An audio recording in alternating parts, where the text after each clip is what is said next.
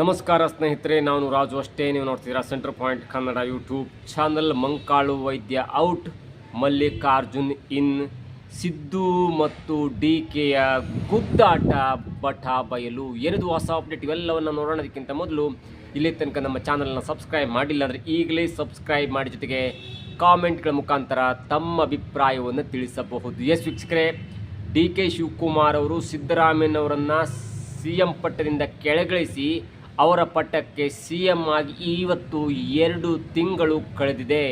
ಬರೋಬ್ಬರಿ 2 ತಿಂಗಳ ನಂತರ ತಮ್ಮ ಅಧಿಕಾರದಲ್ಲಿ ಸಚಿವ ಸಂಪುಟ ವಿಸ್ತರಣೆಯನ್ನು ಕೂಡ ಇವತ್ತು ಮಾಡಿದ್ದಾರೆ. ಮೊದಲ ಹಂತದಲ್ಲಿ 13 ಶಾಸಕರನ್ನು ಸಚಿವರನ್ನಾಗಿ ಮಾಡಿದ್ರು.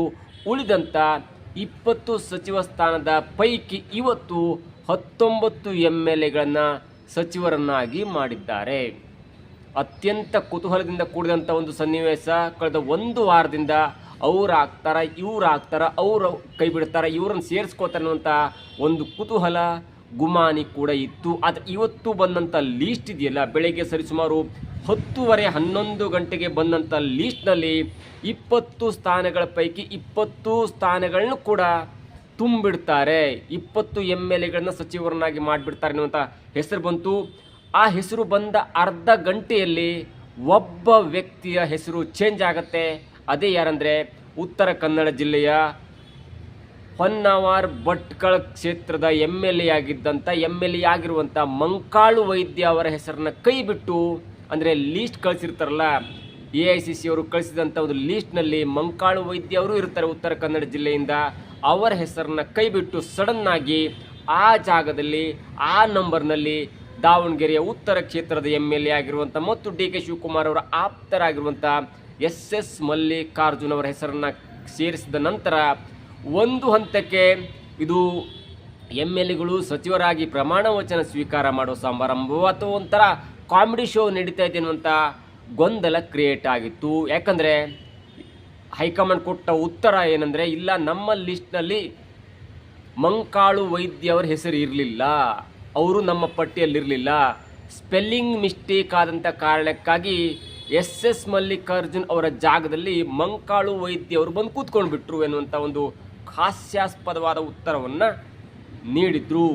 ಸ್ಪೆಲ್ಲಿಂಗಿಗೆ ಮತ್ತು ಹೆಸರಿಗೆ ಏನು ಡಿಫ್ರೆನ್ಸ್ ಇದೆ ಅನ್ನೋದು ಕೂಡ ಇವರಿಗೆ ಅರ್ಥ ಆಗಲಿಲ್ವಾ? ಸ್ಪೆಲ್ಲಿಂಗ್ ಅಂದರೆ ಮಂಕಾಳು ವೈದ್ಯ ಅಲ್ಲಿ ಏನೋ S ಮಿಸ್ಟೇಕ್ ಆಗುತ್ತೆ, M ಹೋಗಿರುತ್ತೆ, E ಬಂದಿರುತ್ತೆ, O ಬಂದಿರುತ್ತೆ ಎನ್ನುವಂಥ ಒಂದು ಗೊಂದಲ ಇರ್ಬೋದು. ಆದರೆ ಕಂಪ್ಲೀಟಾಗಿ ಮಂಕಾಳು ವೈದ್ಯವರ 9ನೇ ನಂಬರ್ ಜಾಗದಲ್ಲಿ ಸಡನ್ನಾಗಿ SS ಮಲ್ಲಿಕಾರ್ಜುನ್ ಎನ್ನುವಂಥ ಒಂದು ಹೆಸರು ಬಂದು ಕೂತ್ಕೊಳ್ಳುತ್ತೆ ಅಂದರೆ ನಿಜಕ್ಕೂ ಕೂಡ ಅದು ಹಾಸ್ಯಾಸ್ಪದ. ಆದರೆ ಹಿಂದಿನ ಗುಟ್ಟು ಇದೀಗ ಒಂದೊಂದೇ ರಟ್ಟ ಆಗ್ತಿದೆ.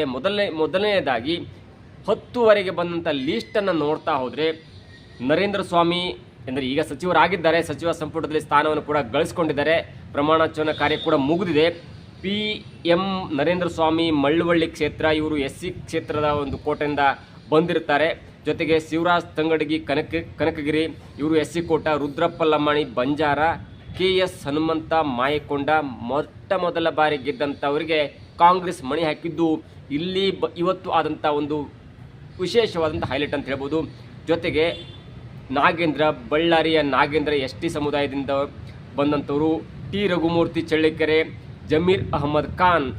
ಇಲ್ಲಿ ಆದಂಥ ಒಂದು ಬೆಳವಣಿಗೆ ಇದೆಯಲ್ಲ, ಜಮೀರ್ ಅಹಮದ್ ಖಾನ್ ಸೇರಿಸಿಕೊಂಡದ್ದೇ ಇವೆಲ್ಲದಕ್ಕೂ ಕೂಡ ಅವಾಂತರ.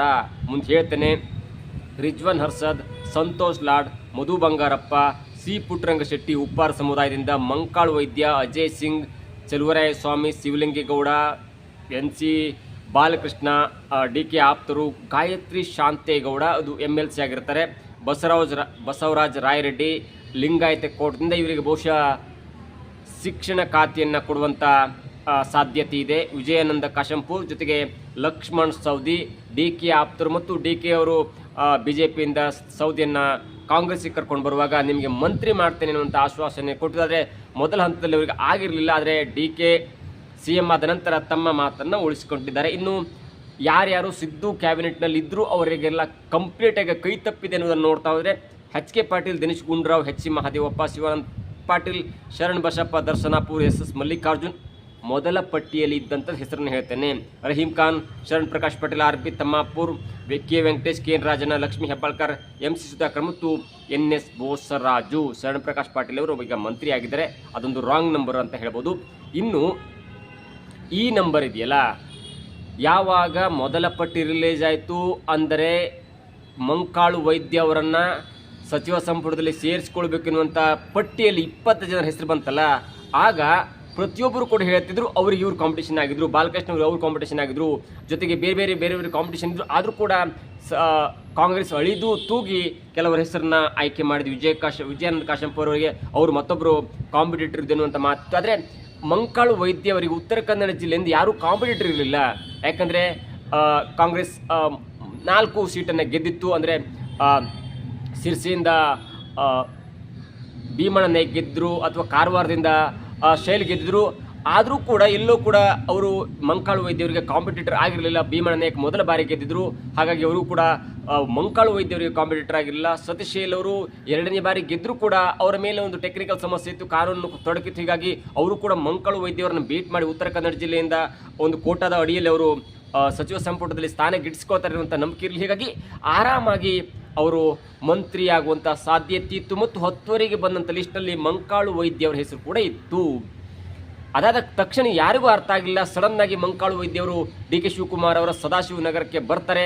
ಆಗ ಅರ್ಥ ಆಗತ್ತೆ ಮತ್ತೊಂದು ಲಿಸ್ಟ್ ಬಂದಿದೆ. ಆ ಲಿಸ್ಟ್ನಲ್ಲಿ ಇದೇ ಮಂಕಾಳು ವೈದ್ಯವರನ್ನು ಕೈ ಬಿಡಲಾಗಿದೆ. ಜೊತೆಗೆ ಎಸ್ ಮಲ್ಲಿಕಾರ್ಜುನ್, ದೊಡ್ಡ ಹೆಸರು, ಶಾಮನೂರು ಕುಟುಂಬದ ದೊಡ್ಡ ಕುಡಿ, 4 ಬಾರಿ MLA, 3 ಬಾರಿ MLA ಆದಂಥವರು, ಜೊತೆಗೆ ಡಿ ಕೆ ಶಿವಕುಮಾರ್ ಅವರ ಪರಮಾಪ್ತರು, ಜೊತೆಗೆ ಬೇರೆ ಕಾರಣದಿಂದಾಗಿ ಅವರು ಹೆಸರನ್ನು ಮಾಡಿದರೆ ಕಳೆದ ಕ್ಯಾಬಿನೆಟಲ್ಲಿ ಕೂಡ ಇದ್ದರು.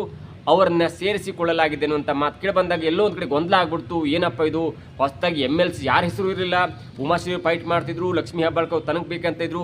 ಅಂಥ ಒಂದು ಗೊಂದಲದ ನಡುವೆ ಗಾಯತ್ರಿ ಶಾಂತಿಗೌಡ ಅವರು ಮಂತ್ರಿ ಸ್ಥಾನವನ್ನು ಗಿಟ್ಟಿಸ್ಕೊಬಿಟ್ರು. ಜೊತೆಗೆ ಮಂಕಾಳು ವೈದ್ಯವರನ್ನ ಸಡನ್ನಾಗಿ ಕೈಬಿಟ್ಟು ಎಸ್ ಮಲ್ಲಿಕಾರ್ಜುನ್ ಅವರನ್ನ ಸೇರಿಸ್ಕೊಂಡದ್ದು ಯಾಕೆ ಅನ್ನುವಂಥ ಗೊಂದಲ ಇತ್ತು. ಜೊತೆಗೆ ಬೇರೆ ತನ್ವೀರ್ ಶೆಟ್ಟಿ ಆಗಿರ್ಬೋದು, ಬೇರೆ ಬೆಂಬಲಿಗರು ಕೂಡ, ಅಥವಾ ಕೃಷ್ಣಪ್ಪ, ಅಂದರೆ ಲೇಔಟ್ ಕೃಷ್ಣಪ್ಪ ಮಗ ಮತ್ತು ಅಪ್ಪನ ಅಭಿಮಾನಿಗಳು ಕೂಡ ರೋಷಾವೇಶವನ್ನು ಹೊರಹಾಕಿದ್ರು. ಇದರ ಮಧ್ಯೆ ಯಾಕೆ ಮಂಕಾಳು ವೈದ್ಯವರನ್ನ ಕೈ ಬೇಡಬೇಕಾಗಿ ಬಂತು, ಯಾಕೆ ಎಸ್ ಮಲ್ಲಿಕಾರ್ಜುನ್ ಅವರನ್ನ ಸೇರಿಸಿಕೊಳ್ಳಬೇಕಾಗಿ ಬಂತು ಎನ್ನುವ ಚರ್ಚೆ ಜೋರಾದಾಗ ನಮ್ಮ ಕಣ್ಮುಂದೆ ಇದ್ದಿದ್ದು ಇದೇ ಸಿದ್ದರಾಮಯ್ಯ ಮತ್ತು ಡಿ ಕೆ ಶಿವಕುಮಾರ್ ಅವರ ನಡುವಿನ ಮುಸುಕಿನ ಗುದ್ದಾಟ. ಯಾಕೆ ಗುದ್ದಾಟ, ದೊಡ್ಡ ಚರ್ಚೆ ಎನ್ನುವುದಕ್ಕಿಂತ ಅದರ ರಹಸ್ಯ ಬಯಲಾಗಿದೆ.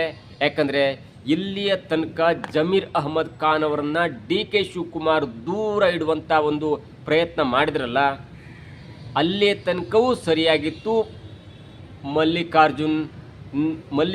ಎಸ್ ಮಲ್ಲಿಕಾರ್ಜುನ್ ಅವರನ್ನು ಕೂಡ ದೂರ ಇಡಬೇಕು. ಯಾವಾಗ ಹೈಕಮಾಂಡ್ಗೆ ಪತ್ರ ಬರೆದು ಹೈಕಮಾಂಡ್ಗೆ ತನ್ನ ಲಿಸ್ಟನ್ನು ಕಳಿಸಿ ಡಿ ಕೆ ಶಿವಕುಮಾರ್ ಅವರು ಜಮೀರ್ ಅಹ್ಮದ್ ಖಾನ್ ಅವರನ್ನು ಕೂಡ ದೂರ ಇಡಬೇಕೆನ್ನುವಂಥ ಒಂದು ಲಿಸ್ಟನ್ನು ಕಳಿಸಿದ್ರಲ್ಲ, ಆಗ ಇದೇ ಸಿದ್ದರಾಮಯ್ಯ ಡಿ ಕೆ ಆಪ್ತರನ್ನು ಕೂಡ ನೀವು ದೂರ ಇಡಬೇಕೆನ್ನುವಂಥ ಪತ್ರದ ಲಿಸ್ಟ್ನೊಂದಿಗೆ ತಮ್ಮ ಕೆಲವೊಬ್ಬರನ್ನು ಕೂಡ ಪಟ್ಟಿಯನ್ನು ಕಳಿಸಿದ್ರು. ಆದರೆ ಹೈಕಮಾಂಡ್ ಅಳಿದು ತೂಗಿ ಇಬ್ಬರ ವ್ಯಕ್ತಿತ್ವವನ್ನು ಪರಿಶೀಲನೆ ಮಾಡಿ ಇಬ್ಬರ ಬೆಂಬಲಿಗರನ್ನು ಕೂಡ ದೂರ ಇಡುವಂಥ ಒಂದು ಸಿದ್ದರಾಮಯ್ಯನವರ ಪಟ್ಟಿಯಲ್ಲಿ ಎಸ್ ಮಲ್ಲಿಕಾರ್ಜುನ್ ಇರಲಿಲ್ಲ, ಅಥವಾ ಡಿ ಕೆಯ ಪಟ್ಟಿಯಲ್ಲಿ ಜಮೀರ್ ಅಹ್ಮದ್ ಖಾನ್ ಇರಲಿಲ್ಲ. ಎಲ್ಲವನ್ನೂ ಕೂಡ ಹೈಕಮಾಂಡ್ ಅಳಿದು ತೂಗಿ ಪರಿಶೀಲನೆ ಮಾಡಿತ್ತು. ಜೊತೆಗೆ ಡಿ ಕೆಯ ಲಿಸ್ಟ್ನಲ್ಲಿ ಲಕ್ಷ್ಮೀ ಹೆಬ್ಬಾಳ್ಕರ್ ಇದ್ದರು, ಜೊತೆಗೆ ಸಿದ್ದರಾಮಯ್ಯನವರ ಲಿಸ್ಟ್ನಲ್ಲಿ ಉಮಾಶ್ರೀ ಕೂಡ ಇದ್ದರು. ಹಾಗಾಗಿ ಇವರೆಲ್ಲರನ್ನ ಕೈಬಿಟ್ಟು ಒಂದು ಪಟ್ಟಿ ಕೂಡ ರೆಡಿ ಮಾಡಿತ್ತು ಹೈಕಮಾಂಡ್. ಅಂದರೆ ಫೈನಲ್ ಪಟ್ಟಿಯಲ್ಲಿ ಮಂಕಾಳು ವೈದ್ಯ ಕೂಡ ಇದ್ದರು, ಆ ಪಟ್ಟಿಯಲ್ಲಿ ಜಮೀರ್ ಅಹ್ಮದ್ ಖಾನ್ ಇರಲಿಲ್ಲ, ಜೊತೆಗೆ ಲಕ್ಷ್ಮೀ ಹೆಬ್ಬಾಳ್ಕರ್ ಇರಲಿಲ್ಲ, ಜೊತೆಗೆ ಉಮಾಶ್ರೀ ಇರಲಿಲ್ಲ, ಜೊತೆಗೆ ಎಸ್ ಮಲ್ಲಿಕಾರ್ಜುನ್ ಕೂಡ ಇರಲಿಲ್ಲ. ಆದರೆ ಆದಂಥ ಒಂದು ಬೆಳವಣಿಗೆಯಲ್ಲಿ ಕೊನೆಯ ಘಟ್ಟದಲ್ಲಿ ಮೊನ್ನೆ ಅಥವಾ ನಿನ್ನೆ ಸಂಜೆ ಆದಂಥ ಒಂದು ಪ್ರಕರಣದಲ್ಲಿ ಸಿದ್ದರಾಮಯ್ಯನವರು ವೇಣುಗೋಪಾಲ್ ಅವರು ಹೈಕಮಾಂಡ್ಗೆ ಮನವನ್ನು ಒಲಿಸಿ ಜಮೀರ್ ಅಹ್ಮದ್ ಖಾನ್ ಅವರನ್ನ ಸಚಿವ ಸಂಪುಟಕ್ಕೆ ಸೇರಿಸಿಕೊಳ್ಳಲೇಬೇಕೆನ್ನುವಂಥ ಹಠವನ್ನು ತೊಟ್ಟರು ಮತ್ತು ಅದಕ್ಕೆ ಅನುಮೋದನೆ ಕೂಡ ಸಿಕ್ತು. ಹಾಗಾದರೆ ಯಾರನ್ನ ತೆಗಿಬೇಕಿತ್ತು ನೋಡಿ, 19 ಜನರ ಲಿಸ್ಟ್ ಮೊದಲ ಬಾರಿಗೆ ರೆಡಿಯಾಗಿತ್ತು. 19 ಜನರ ಲಿಸ್ಟನ್ನು ಮೊದಲ ಬಾರಿಗೆ ರೆಡಿ ಮಾಡಲಾಗಿತ್ತು, ಅದು ನಿನ್ನೆ ಅಥವಾ ಮೊನ್ನೆ. ಅದರಲ್ಲಿ ಜಮೀರ್ ಅಹ್ಮದ್ ಖಾನ್ ಇರಲಿಲ್ಲ. ಜಮೀರ್ ಅಹ್ಮದ್ ಖಾನ್ ಅವನ್ನ ಸೇರಿಸ್ತಾರೆ, ಟೋಟಲಿ 19 ಆಗುತ್ತೆ. ಆ ಲಿಸ್ಟ್ ಯಾವಾಗ ಡಿ ಕೆ ಶಿವಕುಮಾರ್ ಅವ್ರಿಗೆ ಬರುತ್ತಲ್ಲ, ಆಗ ಹೇಳಿದ್ದು ನನ್ನ ಕೈಗೆ ಬಂದಾಗ ನನ್ನ ಆಪ್ತನನ್ನು ಕೂಡ ಸೇರಿಸ್ತೇನೆ, ಯಾಕಂದರೆ ಅಲ್ಲಿ ಯಾರು ಬೇಕಾದ್ರೂ ತೆಗೆದು ನನ್ನ ಆಪ್ತನ ಸೇರಿಸ್ತೇನೆ ಅನ್ನುವಂಥ ಒಂದು ನೇರವಾದ ಎಚ್ಚರಿಕೆಯನ್ನು ಹೈಕಮಾಂಡ್ಗೆ ಕೊಟ್ಟಿದ್ರು. ಜೊತೆಗೆ ಬೇರೆ ಬೇರೆ ಥರದ ಲೆಕ್ಕಾಚಾರ ಕೂಡ ಇತ್ತು. ಯಾವಾಗ ಇವತ್ತು ಸಹಿಯಾಗಿ ಡಿ ಕೆ ಶಿವಕುಮಾರ್ ಅವರ ಕೈ ಸೇರುತ್ತಲ್ಲ, ಆಗ ಕಾಣುತ್ತೆ ಜಮೀರ್ ಅಹ್ಮದ್ ಖಾನ್ ಇರ್ತಾರೆ. ಅಂದರೆ ಸಿದ್ದರಾಮಯ್ಯನವರ ಆಪ್ತರು ಮತ್ತು ಕಾಂಗ್ರೆಸ್ಗೆ ಬೆಳವಣಿಗೆಗೆ ಕಾಂಗ್ರೆಸ್ಗೆ ಕೆಟ್ಟ ಹೆಸರನ್ನು ತಂದಂಥ ಜಮೀರ್ ಅಹ್ಮದ್ ಖಾನ್ ಕೂಡ ಲಿಸ್ಟ್ನಲ್ಲಿರ್ತಾರೆ. ಆಗ ಫೋನ್ ಎತ್ತಿಕೊಂಡಂಥ ಡಿ ಕೆ ಶಿವಕುಮಾರ್ ಹೇಳ್ತಾರೆ, ಇಲ್ಲ ಇದರಲ್ಲಿ ಒಬ್ಬರು ತೆಗಿಬೇಕು ಮತ್ತು ಎಸ್ ಎಸ್ ಮಲ್ಲಿಕಾರ್ಜುನ್ ಅವರನ್ನ ಸೇರಿಸಲೇಬೇಕು, ಇಲ್ಲದಿದ್ದರೆ ಇವತ್ತು ಸಚಿವ ಸಂಪುಟದ ಪುನರಚನೆ ಆಗಲ್ಲ ಎನ್ನುವಂಥ ಒಂದು ಎಚ್ಚರಿಕೆ ಕೊಟ್ಟಾಗ ಇದೇ ಹೈಕಮಾಂಡ್ ಒಪ್ಪತ್ತೆ. ಯಾರನ್ನ ತೆಗಿತೀರಿ ಎನ್ನುವಂಥ ಮಾತನ್ನು ಹೈಕಮಾಂಡ್ ಡಿ ಕೆ ಶಿವಕುಮಾರ್ ಕೇಳಿದಾಗ, ಇಲ್ಲ ನ್ಯೂಟ್ರಲ್ ವ್ಯಕ್ತಿಯಾಗಿರುವಂಥ ಮಂಕಾಳು ವೈದ್ಯವರನ್ನ ತೆಗೆದು ಆ ಜಾಗದಲ್ಲಿ ನನ್ನ ಆಪ್ತರಾಗಿರುವಂಥ ಎಸ್ ಎಸ್ ಮಲ್ಲಿಕಾರ್ಜುನ್ ಅವರನ್ನ ಸೇರಿಸ್ಕೊಳ್ಬೇಕು ಎನ್ನುವಂಥ ಒಪ್ಪಿಗೆಯನ್ನು ಕೊಟ್ಟು ಅಥವಾ ಮಾತನ್ನು ಹೇಳಿ ಅವರನ್ನು ಸೇರಿಸಿ ಮತ್ತೊಂದು ಪಟ್ಟಿ ಅರ್ಧ ಗಂಟೆಯಲ್ಲಿ ರೆಡಿಯಾಗತ್ತೆ. ಅದೇ ಮಂಕಾಳು ವೈದ್ಯ ಅವರನ್ನು ತೆಗೆದು ಎಸ್ ಎಸ್ ಮಲ್ಲಿಕಾರ್ಜುನ್ ಅವರನ್ನ ಸೇರಿಸ್ಕೊಳ್ಳಲಾಗತ್ತೆ. ಇದರ ಅರ್ಥ ಇಷ್ಟೇ, ಜಮೀರ್ ಅಹ್ಮದ್ ಖಾನ್ ಅವರನ್ನ ಸಚಿವ ಸಂಪುಟದಿಂದ ಹೊರಗಿಡಲಿಕ್ಕೆ ಡಿ ಕೆ ಶಿವಕುಮಾರ್ ಅವರು ಹೇಳಿದರು. ಎಸ್ ಎಸ್ ಮಲ್ಲಿಕಾರ್ಜುನ್ ಅವರ ಸಚಿವ ಸಂಪುಟದಿಂದ ಹೊರಗಿಡಲಿಕ್ಕೆ ಇದೇ ಸಿದ್ದರಾಮಯ್ಯನವರು ಹೇಳಿದರು. ಎರಡಕ್ಕೂ ಕೂಡ ಹೈಕಮಾಂಡ್ ಒಪ್ಪಿತ್ತು. ಆದರೆ ಎಲ್ಲೋ ಒಂದು ಕಡೆ ವೇಣುಗೋಪಾಲ್ ಕೇರಳದ ಒಂದು ಮಾಡೆಲ್ನ ಇಟ್ಕೊಂಡು ಕೇರಳದಲ್ಲಿ ತುಂಬ ಚೆನ್ನಾಗಿ ಜಮೀರ್ ಅಹ್ಮದ್ ಅವರು ಕೆಲಸ ಮಾಡಿದರೆ, ಕರ್ನಾಟಕದ ದಾವಣಗೆರೆ ಕ್ಷೇತ್ರದಲ್ಲಿ ಆದಂಥ ಎಡವಟ್ಟು ಆಗಿರ್ಬೋದು ಅಥವಾ ಪಕ್ಷ ವಿರೋಧಿ ಚಟುವಟಿಕೆ ಇವೆಲ್ಲದರಿಂದ ಬೇಸತ್ತರೂ ಕೂಡ ಎಲ್ಲೋ ಒಂದು ಕಡೆ ಕೇರಳಕ್ಕೆ ಹೆಲ್ಪ್ ಮಾಡಿದ್ದಾರೆ, ಕೇರಳದಲ್ಲಿ ಪಕ್ಷ ಗೆಲ್ಲಿಕ್ಕೆ ಹೆಲ್ಪ್ ಮಾಡಿದ್ದಾರೆ ಅಂತ ಕಾರಣವನ್ನು ಇಟ್ಕೊಂಡು ಸಿದ್ದರಾಮಯ್ಯನವರು ವೇಣುಗೋಪಾಲ್ ಮುಖಾಂತರ, ಅಂದರೆ ವೇಣುಗೋಪಾಲ್ ಅವರಿಗೆ ಮನಸ್ಸಿತ್ತು, ಸಿದ್ದರಾಮಯ್ಯನವರು ಒತ್ತಡ ಇತ್ತು. ಸಿದ್ದರಾಮಯ್ಯನವರು ಹೇಳ್ತಾ ಇದ್ರು ಪದೇ ಇಲ್ಲ ಜಮೀರ್ ಅಹ್ಮದ್ ಖಾನ್ ಅವರಿಗೆ ನೀವು ಕೊಡಲೇಬೇಕೆನ್ನುವಂಥ ಒತ್ತಡ ಇತ್ತು. ಹೀಗಾಗಿ ಈ ಇಬ್ಬರ ಒತ್ತಡದ ಮೇರೆಗೆ ಒಂದು ಹಂತಕ್ಕೆ ನಿನ್ನೆ ಸಂಜೆ ಅಥವಾ ಇವತ್ತು ಬೆಳಗ್ಗೆ ಜಮೀರ್ ಅಹ್ಮದ್ ಅವರನ್ನ ಆ ಲಿಸ್ಟ್ನಲ್ಲಿ ಸೇರಿಸಲಿಕ್ಕೆ ಈ ಇಬ್ಬರು ವ್ಯಕ್ತಿಗಳು ಸಫಲರಾಗಿದ್ದರು. ವೇಣುಗೋಪಾಲ್ ಸಫಲರಾಗಿದ್ದರು, ಜೊತೆಗೆ ಆ ಮುಖಾಂತರ ಸಿದ್ದರಾಮಯ್ಯನವರು ಕೂಡ ಸಫಲರಾಗಿದ್ದರು. ಆದರೆ ಆ ಪಟ್ಟಿ ಯಾವಾಗ ಡಿ ಕೆ ಶಿವಕುಮಾರ್ ಅವರ ಕೈ ಬಂತಲ್ಲ, ಆಗ ಸಿದ್ದರಾಮಯ್ಯನವರು ಇದೇ ಡಿ ಕೆ ಶಿವಕುಮಾರ್ ಅವರು AICC ಅಧ್ಯಕ್ಷರಾಗಿರುವಂಥ ಮಲ್ಲಿಕಾರ್ಜುನ್ ಖರ್ಗೆ ಅವರಿಗೆ ಫೋನ್ ಮಾಡಿ, ಇಲ್ಲ ಈ ಹೆಸರನ್ನು ತೆಗೆದು ಈ ಹೆಸರನ್ನು ಇಡಬೇಕು, ಇಲ್ಲಾಂದರೆ ಜಮೀರ್ ಅಹ್ಮದ್ ಖಾನ್ ಅವರ ಹೆಸರನ್ನು ತೆಗೆದುಬಿಡಿ. ನಿಮಗೆ ಎರಡು ಆಪ್ಷನ್, ಒಂದು ಜಮೀರ್ ಅವರ ಹೆಸರನ್ನು ತೆಗೆದುಬಿಡಿ, 18 ಅಥವಾ 19 ಶಾಸಕರನ್ನ MLA ಮಿನಿಸ್ಟರ್ ಆಗಿ ಮಾಡುವ, ಇಲ್ಲಾಂದರೆ ಜಮೀರ್ ಅಹ್ಮದ್ ಖಾನ್ ಅವರ ಹೆಸರನ್ನು ತೆಗೆದಿಲ್ಲ ಅಂದರೆ ಮಂಕಾಳು ವೈದ್ಯ ಅವರ ಜಾಗದಲ್ಲಿ ಇದೇ ಎಸ್ ಎಸ್ ಮಲ್ಲಿಕಾರ್ಜುನ್ ಅವರ ಹೆಸರನ್ನು ಸೇರಿಸ್ಕೊಂಡು ನನಗೊಂದು ಪಟ್ಟಿ ಕೊಡಿ ಅನ್ನುವಂಥ ಮಾತನ್ನು ಹೇಳಿದಾಗ ಹೈಕಮಾಂಡ್ ಕೂಡ ಜಮೀರ್ ಅಹ್ಮದ್ ಖಾನ್ ಅವ್ರನ್ನ ಇಟ್ಕೊಂಡು, ಜೊತೆಗೆ ಎಸ್ ಎಸ್ ಮಲ್ಲಿಕಾರ್ಜುನ್ ಅವ್ರನ್ನ ಇಟ್ಕೊಂಡು ಮಂಕಾಳು ವೈದ್ಯ ಅವರನ್ನ ಬಲಿಕ ಬಕ್ರ ಮಾಡಿಬಿಡ್ತು. ಯಾಕಂದರೆ ಇದೇ ಡಿ ಕೆ ಶಿವಕುಮಾರ್ ಮತ್ತು ಸಿದ್ದರಾಮಯ್ಯನವರ ಮುಸುಕಿನ ಕಾರಣದಿಂದಾಗಿ ಉತ್ತರ ಕನ್ನಡ ಜಿಲ್ಲೆಗೆ ಇದೀಗ ಸಚಿವ ಸ್ಥಾನ ಕೈ ತಪ್ಪಿದೆ ಅಂತ ಹೇಳ್ಬೋದು. ಇನ್ನು ಜಮೀರ್ ಅಹ್ಮದ್ ಖಾನ್ ಅವರ ಪ್ಲಸ್ ಏನು ಆ್ಯಸ್ ಕಂಪೇರ್ ಟು ಮಂಕಾಳು ವೈದ್ಯ ಎನ್ನುವುದನ್ನು ನೋಡ್ತಾ ಇದ್ರೆ, ಮಂಕಾಳು ವೈದ್ಯ ಅವರಿಗೆ ಆ ಜಿಲ್ಲೆಯಿಂದ ಯಾರೂ ಕಾಂಪಿಟೇಟರ್ ಇಲ್ಲಾಗಿದ್ರೂ ಕೂಡ ಅವರಿಗೆ ಬೆಂಬಲಿಗರ ಸಂಖ್ಯೆ ಕಡಿಮೆ ಇತ್ತು. ಇಲ್ಲ ಮಂಕಾಳು ವೈದ್ಯವರನ್ನ ಅಥವಾ ಉತ್ತರ ಕನ್ನಡ ಜಿಲ್ಲೆಯಿಂದ ದಲಿತ ರೈಟ್ ಕೋಟದಿಂದ ನೀವು ಮಂಕಾಳು ವೈದ್ಯವರನ್ನ ಮಿನಿಸ್ಟರ್ ಮಾಡಲೇಬೇಕೆನ್ನುವಂಥ ಒತ್ತಡ ಉತ್ತರ ಕನ್ನಡ ಜಿಲ್ಲೆಯ ಮತದಾರರು ಯಾವುದೇ ಕಾರಣಕ್ಕೂ ಕಾಂಗ್ರೆಸ್ ಪಕ್ಷಕ್ಕಾಗಲಿ, ಡಿ ಕೆ ಶಿವಕುಮಾರ್ ಅವ್ರ ಮನೆ ಬಾಗಿಲಿಗಾಗಲಿ ಅಥವಾ ಸಿದ್ದರಾಮಯ್ಯನವರ ಮನೆ ಬಾಗಿಲಿಗೆ ಹೋಗಿ ಒತ್ತಡವನ್ನು ಹೇರಲಿಲ್ಲ. ಅದು ಮಂಕಾಳು ವೈದ್ಯವರಿಗೆ ಒಂದು ಮೈನಸ್ ಆಗಿಬಿಡ್ತು. ಜೊತೆಗೆ ಜಮೀರ್ ಅಹ್ಮದ್ ಖಾನ್ ಅವರ ಪ್ಲಸ್ ಅಂದರೆ, ನಮ್ಮ ಕರ್ನಾಟಕದಲ್ಲಿ ಅನೇಕ ಮುಸ್ಲಿಂ ನಾಯಕರಿದ್ದಾರೆ. ಚುನಾವಣಾ ಒಂದು ರಾಜಕಾರಣಕ್ಕೆ ಬಂದಾಗ ಆದರೆ ರಿಜ್ವಾನ್ ಆಗಿರ್ಬೋದು, ರಹೀಂ ಖಾನ್ ಆಗಿರ್ಬೋದು, ತನ್ವೀರ್ ಶೇಟ್ ಆಗಿರ್ಬೋದು, UT ಖಾದರ್ ಆಗಿರ್ಬೋದು, ಸಭ್ಯಸ್ಥ UT ಖಾದರ್ ಆಗಿರ್ಬೋದು, ಎಲ್ಲದರ ನಡುವೆ ಮುಸ್ಲಿಂ ನಾಯಕರಾಗಿ ಗುರುತಿಸಿಕೊಂಡಂಥವರು ಅಥವಾ ಮುಸ್ಲಿಂ ಓಟ್ಗಳನ್ನು ಪಕ್ಷಕ್ಕೆ ಸೆಳೆಯಬಲ್ಲಂಥ ಒಬ್ಬ ರಾಜಕಾರಣಿ ಅಂದರೆ ಅದು ಇದೆ ಜಮೀರ್ ಅಹ್ಮದ್ ಖಾನ್. ಜೊತೆಗೆ ಅವರ 3-4 ಪ್ಲಸ್ ಇದೆ. ಸಂಡೂರು ಕ್ಷೇತ್ರದಲ್ಲಿ ಅನ್ನಪೂರ್ಣ ತುಕಾರಾಮ್ ಅವರನ್ನು ಗೆಲ್ಲಿಸಲಿಕ್ಕೆ ಆಗ ಯಾವ ಲೆವೆಲಿಗೆ ಕೆಲಸ ಮಾಡಿದ್ರು ಇದೇ ಜಮೀರ್ ಅಹ್ಮದ್ ಖಾನ್ ಮತ್ತು ಗೆಲ್ಲಿಸ್ಕೊಂಡು ಕೂಡ ಬಂದರು. ಜೊತೆಗೆ ಚಾಮರಾಜಪೇಟೆಯಲ್ಲಿ ಅತ್ಯಂತ ಒಳ್ಳೆಯ ಒಂದು ಹೆಸರಿದೆ, ಕೆಲಸ ಮಾಡಿಸ್ತಾರೆ ಮತ್ತು 3-4 ಬಾರಿ MLA ಆಗಿ ಗೆದ್ದಂಥವರು.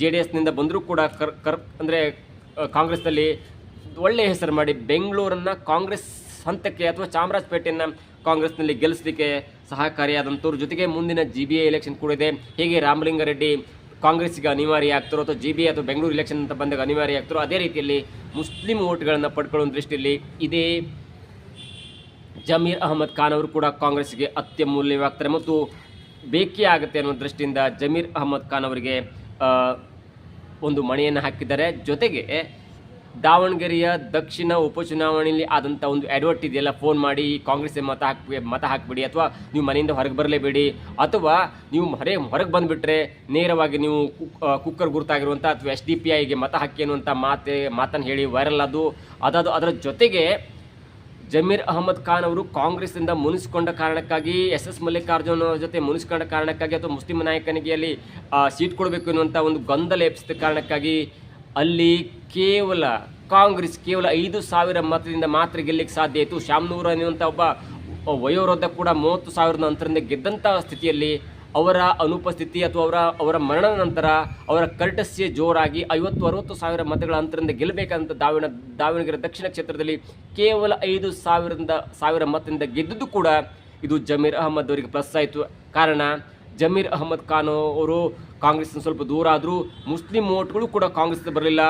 ಯಾಕಂದರೆ ಎಲ್ಲ ಮುಸ್ಲಿಂ ವೋಟ್ಗಳು ಜಮೀರ್ ಅಹಮದ್ ಖಾನ್ ಅವರ ಹೇಳಿಕೆಯಿಂದ SDPIಗೆ ಬಂತು. ಎಷ್ಟು ಬಂತಂದರೆ ಸರಿಸುಮಾರು ಎಲ್ಲ ಮುಸ್ಲಿಂ ನಾಯಕರು ಸೇರಿ SDPIಗೆ 15,000 ಬಂತು, ಜೊತೆಗೆ ಬೇರೆ ಬೇರೆ ಮುಸ್ಲಿಂ ನಾಯಕರಿಗೆ 1,000, 1,500, ಹೀಗೆ 19,000 ಮುಸ್ಲಿಂ ವೋಟ್ಗಳು ಕಾಂಗ್ರೆಸ್ನಿಂದ ದೂರ ಆದವು. ಇದು ಕೂಡ ಜಮೀರ್ ಅಹಮದ್ ಅವರಿಗೆ ಪ್ಲಸ್ ಆಯಿತು. ಎಲ್ಲ ಕಾರಣಕ್ಕಾಗಿ ಸಿದ್ದರಾಮಯ್ಯ ವೇಣುಗೋಪಾಲ್ ಅವರ ಕಟಿಸಿ ಮುಖಾಂತರ ಸಚಿವ ಸಂಪುಟದ 2ನೇ ಹಂತದಲ್ಲಿ ಜಮೀರ್ ಅಹಮದ್ ಖಾನ್ ಅವರನ್ನ ಉಳಿಸ್ಕೊಳ್ಳಿಕ್ಕೆ ಅಥವಾ ಸೇರಿಸ್ಕೊಳ್ಳಿಕ್ಕೆ ಪ್ರಯತ್ನವನ್ನು ಕೂಡ ಪಟ್ಟರು. ಆದರೆ ತನ್ನ ಹಠ ಬಿಡುವಂಥ ವ್ಯಕ್ತಿ ಅಲ್ವೇ ಅಲ್ಲ. ಯಾರಂದರೆ DK ಶಿವಕುಮಾರ್ ಅವರು ಒಂದು ಹಂತಕ್ಕೆ ಸಿದ್ದರಾಮಯ್ಯನವರು ಚುನಾವಣಾ ರಾಜಕೀಯ ಕಲುಷಿತಗೊಂಡಿದೆ ಎಲ್ಲವನ್ನ ಹೇಳಿ ತಮ್ಮ ಆಪ್ತರಿಗೆ ಸಚಿವ ಸಂಪುಟದ ಸ್ಥಾನವನ್ನು ಕೊಡಿಸಲಿಕ್ಕೆ ಪ್ರಯತ್ನವನ್ನು ಮಾಡ್ತಿದ್ರೆ ಅದಕ್ಕೆ ಸೆಡ್ಡು ಹೊಡೆದಂತಿರುವ ಅಥವಾ ಸದ್ಯದ ರಾಜಕಾರಣದಲ್ಲಿ ಮುಖ್ಯಮಂತ್ರಿ ಆಗಿರುವಂಥ DK ಶಿವಕುಮಾರ್ ಇದೇ ಮಂಕಾಳು ವೈದ್ಯವರನ್ನ ಸಚಿವ ಸಂಪುಟ ಸ್ಥಾನದಿಂದ ಅಥವಾ ಲಿಸ್ಟಿಂದ ಕೊನೆಯ ಗಳಿಗೆಯಲ್ಲಿ ಡಿಲೀಟ್ ಮಾಡಿಸಿ ಅದೇ ಜಾಗದಲ್ಲಿ ತನ್ನ ಆಪ್ತರಾಗಿರುವಂಥ ಮತ್ತು ಸಿದ್ದರಾಮಯ್ಯ ಮತ್ತು ಜಮೀರ್ ಅಹಮದ್ ಖಾನ್ ಅವರಿಗೆ ಸೆಡ್ಡು ಹೊಡೆಯಲೇಬೇಕೆನ್ನುವಂಥ ದೃಷ್ಟಿಯಲ್ಲಿ SS ಮಲ್ಲಿಕಾರ್ಜುನ್ ಅವರ ಹೆಸರನ್ನು ಸೇರಿಸಿ ಇದೀಗ DK ಶಿವಕುಮಾರ್ ಸಿದ್ದರಾಮಯ್ಯನವರಿಗೆ ಸೆಡ್ಡು ಹೊಡೆದಿದ್ದಾರೆ ಅಂತ ಹೇಳ್ಬೋದು. DK ಶಿವಕುಮಾರ್ ಮತ್ತು ಸಿದ್ದರಾಮಯ್ಯನವರು ಈ ಸೆಡ್ಡು ಹೊಡೆಯುವ ಆಟದಲ್ಲಿ ಅಥವಾ ಮುಸುಕಿನ ಗುದ್ದಾಟದಲ್ಲಿ ಉತ್ತರ ಕನ್ನಡ ಜಿಲ್ಲೆಗೆ ಸಚಿವ ಸ್ಥಾನ ತಪ್ಪಿದೆ. ಕೆಲವೊಬ್ಬರು ಹೇಳ್ತಾ ಇದ್ರು ಉತ್ತರ ಕನ್ನಡ ಜಿಲ್ಲೆಗೆ ಮಿನಿಸ್ಟ್ರಿ ಸಿಕ್ಕಿ ಏನು ಪ್ರಯೋಜನ, ಒಂದು ಹಾಸ್ಪಿಟಲ್ ಕೂಡ ಆಗಿಲ್ಲ, ಜೊತೆಗೆ ಮಂಕಾಳು ವೈದ್ಯವರನ್ನ ಹೆಸರನ್ನ ಡಿಲೀಟ್ ಮಾಡೋದು ಆಶ್ಚರ್ಯ ಆಗಲಿಲ್ಲ, ಅವರನ್ನು ಸೇರಿಸ್ಕೊಂಡೇ ಆಶ್ಚರ್ಯ ಆಗ್ಬಿಡ್ತು. ಯಾಕಂದರೆ ಏನೂ ಮಾಡಲಿಲ್ಲ ಎನ್ನುವಂಥ ಮಾತನ್ನು ಕೂಡ ಉತ್ತರ ಕನ್ನಡ ಜಿಲ್ಲೆಯ ಒಬ್ಬ ಪತ್ರಕರ್ತರು ಕೂಡ ಹೇಳ್ತಾ ಇದ್ರು. ಹೀಗಾಗಿ ಅದೇನೇ ಇರಲಿ, ಆ ಆಟದ ಮಧ್ಯದಲ್ಲಿ DK ಶಿವಕುಮಾರ್ ಮತ್ತು ಸಿದ್ದರಾಮಯ್ಯನವರ ಆಟದ ಮಧ್ಯದಲ್ಲಿ ಮಂಕಾಳು ವೈದ್ಯ ಸ್ವಲ್ಪ ಮಟ್ಟಿಗೆ ಹಿನ್ನಡೆಯಾಯಿತು ಎನ್ನುವುದಕ್ಕಿಂತ DK ಶಿವಕುಮಾರ್ ಕೊನೆಯ ಗಳಿಗೆಯಲ್ಲಿ ಸಿದ್ದರಾಮಯ್ಯನ ವಿರುದ್ಧ ಗೆದ್ದು ಬೀಗಿ SS ಮಲ್ಲಿಕಾರ್ಜುನ್ ಅವರನ್ನ ಸಚಿವ ಸಂಪುಟದಲ್ಲಿ ಸ್ಥಾನ ಕೊಡಿಸ್ಕೊಳ್ಳಿಕ್ಕೆ ಒಂದು ಮಹತ್ವದ ಪಾತ್ರವನ್ನು ವಹಿಸಿದ್ರು. ಅದಾದ ನಂತರ ದೊಡ್ಡ ಹೈಡ್ರಾಮಾ ಆಯಿತು. ಒಂದು ಕಡೆ ಸಿದ್ದರಾಮಯ್ಯನವರು 2ನೇ ಹಂತವಾಗಿ ಉಮಾಶ್ರೀ ಅವರಿಗೆ ಸಚಿವ ಸಂಪುಟದಲ್ಲಿ ಸ್ಥಾನ ಬೇಕೇ ಎನ್ನುವಂಥ ಹಠವನ್ನು ತೊಟ್ಟರೆ, ಮತ್ತೊಂದು ಕಡೆ ಇಲ್ಲ, ಸಾಧ್ಯವೇ ಇಲ್ಲ, ಉಮಾಶ್ರೀಗೂ ಇಲ್ಲ, ಮತ್ತೊಬ್ಬರಿಗೂ ಇಲ್ಲ, ಲಕ್ಷ್ಮೀ ಹೆಬ್ಬಾಳ್ಕರ್ ಅವರನ್ನ ನೀವು ಮಂತ್ರಿ ಮಾಡಲೇಬೇಕೆನ್ನುವಂಥ ಹಠ ತೊಟ್ಟರು. ಹೀಗಾಗಿ ಹೈಕಮಾಂಡ್ ಈ ಇಬ್ಬರ ಗೊಂದಲದ ನಡುವೆ ಮಹಿಳಾ ಅಭ್ಯರ್ಥಿಯಾಗಿ ಸಚಿವ ಸಂಪುಟದಲ್ಲಿ ಸ್ಥಾನ ಗಟ್ಟಿಸಿಕೊಳ್ಳಬೇಕಾದಂಥ ಗಾಯತ್ರಿ ಶಾಂತಿಗೌಡ ಅವರು ಕೊನೆಯ ಘಟ್ಟದಲ್ಲಿ ಹೆಸರಿದ್ರೂ ಕೂಡ ಅವರನ್ನು ಡಿಲೀಟ್ ಮಾಡಿಸಿ ಅವರನ್ನು ಹೆಸರನ್ನು ಹೋಲ್ಡ್ ಮಾಡಿ 20 ಹೆಸರುಗಳ ಪೈಕಿ 19 ಜನ ಇವತ್ತು ಸಚಿವ ಸಂಪುಟವನ್ನು ಸೇರಿದ್ದಾರೆ. ಮುಂದಿನ ದಿನದಲ್ಲಿ ನೋಡಬೇಕು, ಅನೇಕರು ತಾನು ರಾಜೀನಾಮೆ ಕೊಡ್ತಾರೆ, 10 ಜನ MLAಗಳು ಮುಂದಿಲ್ಲ, ನಾನು ರಾಜೀನಾಮೆ ಕೊಡ್ತೀನಿ ಅನ್ನುವಂಥ ಭಯವನ್ನು ಕೂಡ ಒಡ್ಡಿದ್ದಾರೆ. ಕಾದು ನೋಡೋಣ. 1 ಸೀಟ್ ಬಾಕಿ ಇದೆ, ಆ 1 ಸೀಟಿಗೆ ಹಾಗೆ ಇಟ್ಕೋತಾರ 2028 ಮುಗಿಯೋ ತನಕ, ಅಥವಾ ಈ ಅಧಿಕಾರ ಮುಗಿದ ಹಾಗೆ ಇಟ್ಕೋತಾರೆ, ಅಥವಾ ಸುಮ್ಮನೆ ಆಸೆ ತೋರಿಸಿ ಇಲ್ಲ ಮುಂದಾಗತ್ತೆ, ನಾಳೆ ಆಗುತ್ತೆ, ನಾಡ್ದು ಆಗುತ್ತೆ ಅನ್ನುವಂಥ ಆಸೆ ತೋರಿಸಿ ಲಕ್ಷ್ಮೀ ಹೆಬ್ಬಾಳ್ಕರ್ ಮತ್ತು ಉಮಾಶ್ರೀ ಅವರಿಗೆ ಗುಲಾಬ್ ಜಾಮೂನ್ ತಿನ್ನಿಸ್ತಾರ, ಎಲ್ಲವೂ ಕೂಡ ಕಾದು ನೋಡಬೇಕು. ಏನೇ ಆಗಲಿ, DK ಮತ್ತು ಸಿದ್ದರಾಮಯ್ಯನವರ ಈ ಜಗಳದಲ್ಲಿ SS ಮಲ್ಲಿಕಾರ್ಜುನ್ ಗೆದ್ದು ಬೇಗಿದ್ರು ಮಂಕಾಳು ವೈದ್ಯ ಮನೆಗೆ ಹೋಗಬೇಕಾದಂಥ ಪರಿಸ್ಥಿತಿ ಬಂತು. ಇದಾಗುತ್ತೆ ಇವತ್ತಿನ ವಿಶೇಷ. ನೋಡ್ತಾರೆ centre point Kannada YouTube channel.